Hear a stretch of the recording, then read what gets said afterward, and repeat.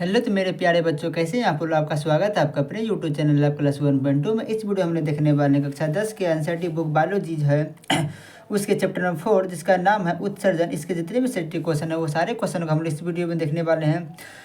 तो बिना टाइम का आपका यह क्लास शुरू करते हैं। उससे पहले वीडियो को अगर अभी तक लाइक नहीं किया तो वीडियो को लाइक करके चैनल को सब्सक्राइब कर दें क्यों।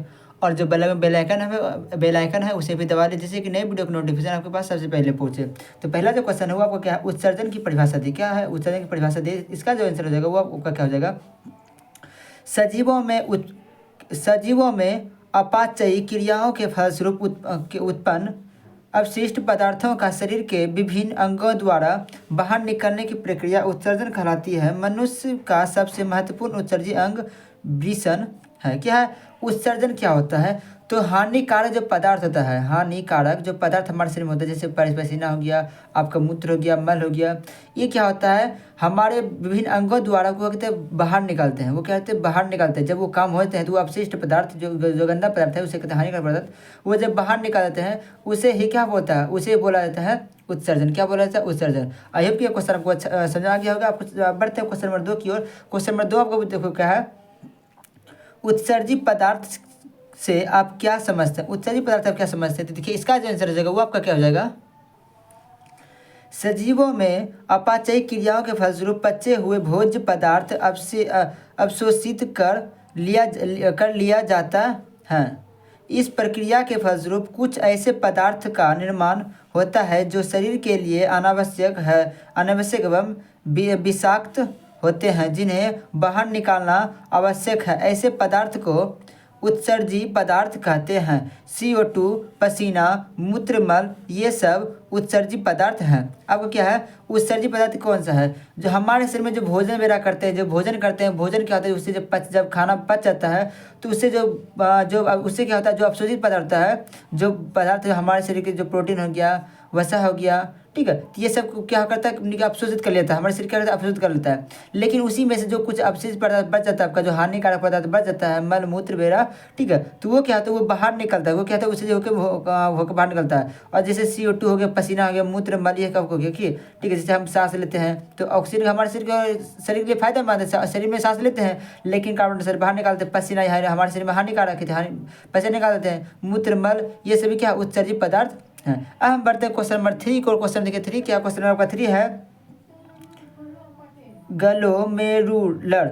ग्लोमेरुलर फिल्ट्रेशन क्या है। ग्लोमेरुलर फिल्ट्रेशन क्या है, देखिए इसका जो आंसर देगा वो आपका क्या हो जाएगा। इसका आंसर होगा क्या, ग्लोमेरुलर एक धन की तरह कार्य करता है। क्या है घन की तरह कार्य करता है। अभिवासी क्या है, अभिवाही धमनियाँ जिसका व्यास अपवाही धमनिकाओं से अधिक होता है, रक्त के साथ यूरिक अम्ल, जल, ग्लूकोज, लवण, प्रोटीन इत्यादि ग्लोमेरुलर में लाती है। ये पदार्थ वोमैन संपुट की पतली दीवार से छानकर वृषण नलिका में है। अपवाही धमनिका का व्यास कम होने के कारण ग्लोमेरुलस रक्त पर दबाव बढ़ जाता है, जिसके फलस्वरूप धनने की प्रक्रिया उच्च होती है। ये आपका धड़कन होना चाहिए, ठीक है, आपका धड़कन, ठीक है, धड़कन की प्रक्रिया उच्च हो जाती है। उच्च दाब में फिल्ट्रेशन की अल्ट्रा फिल्ट्रेशन कहते हैं। अब बढ़ते हैं क्वेश्चन नंबर 4 की। देखिए क्वेश्चन नंबर 4 क्या है। क्वेश्चन नंबर 4 है मानव मूत्र के अवयवों की प्रतिशत मात्रा क्या है। मानव मूत्र के अवयवों की प्रतिशत मात्रा क्या है, तो देखिए इसका जो आंसर हो जाएगा वो आपका क्या हो जाएगा।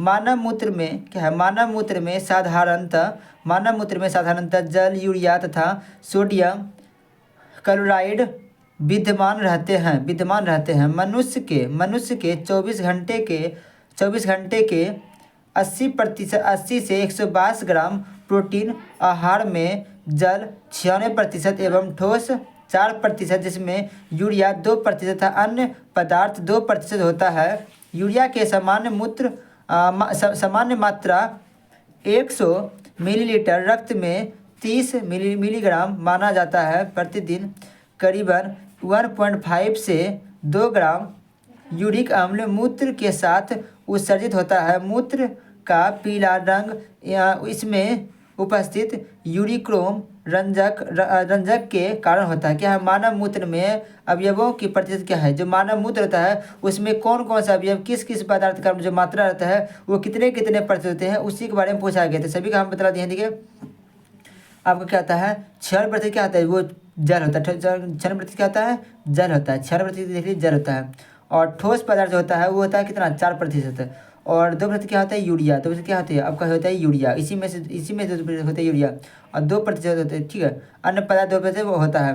उसमें से अन्य कौन कौन सा है, आपका 100 मिलीग्राम क्या होता है, रक्त में 30 ग्राम होते ये आपका होता है ये यूरिया की मात्रा 30 ग्राम मिलीलीटर ग्राम में 30 मिलीग्राम माना जाता है। प्रतिदिन करीबन कितना, ये 1.5 से 1.5 से 2 ग्राम यूरिक अम्ल मूत्र के साथ उत्सर्जित होता है। और मूत्र का जो लाल रंग होता है वो किसके कारण होता है, तो यूरिक्रोम रंजक के कारण होता है। किसके कारण, यूरिक्रोम रंजक के कारण मूत्र का रंग कैसा होता है, वो पीला होता है। अब हम बढ़ते हैं क्वेश्चन नंबर 5 की ओर। देखो क्वेश्चन नंबर 5 क्या है आपका।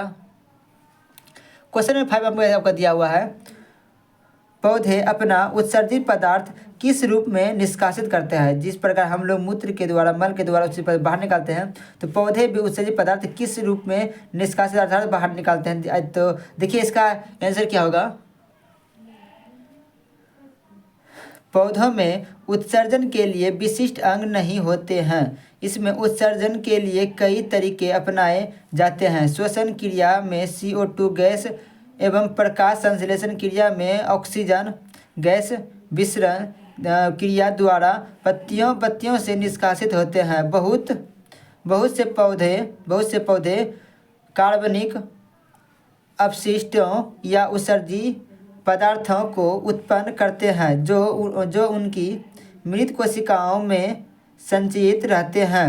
पौधे छाल के रूप में भी उत्सर्जित पदार्थ बाहर निकालते हैं। पौधे में तीन अपचयी क्रियाएं के दौरान टैनिन, रेजिन, गोंद आदि उत्सर्जित पदार्थ का निर्माण होता है। कुछ पौधे में उत्सर्जित पदार्थ गाढ़े दुधिया तरल लैट्रिक्स के रूप में होता है। आपका देखिए को पेड़ पौधा होगा, पेड़ पौधा से क्या होता है, आपका जो लट्ठा बाहर निकलते रहता है वो आपका क्या है, उत्सर्जित पदार्थ है। हवा के द्वारा क्या होता है, कार्बन डाइऑक्साइड को अंदर लेता है और ऑक्सीजन को बाहर निकालता है, उसका क्या है, वो हानि का पदार्थ है। उसे वो आपको उसका हानि पदार्थ हो गया, उसे क्या कहते हैं, उत्सर्जित पदार्थ, उसे उपसर्जित कर निकाला जाता है। आई होप कि पाँचों का सर आपको समझ में आ गया होगा। इसका स्क्रीन शॉट लें, अपने कॉपी नोट कर लें और इसे याद कर लें, क्योंकि सारे क्वेश्चन बिहार बोर्ड के लिए बहुत ज़्यादा इंपॉर्टेंट है। मिलते हैं फिर नेक्स्ट वीडियो में, जिसमें कि हम देखेंगे मानव जनन तंत्र, ठीक है। मानव के बारे में, मानव का जनन होता है, ठीक है,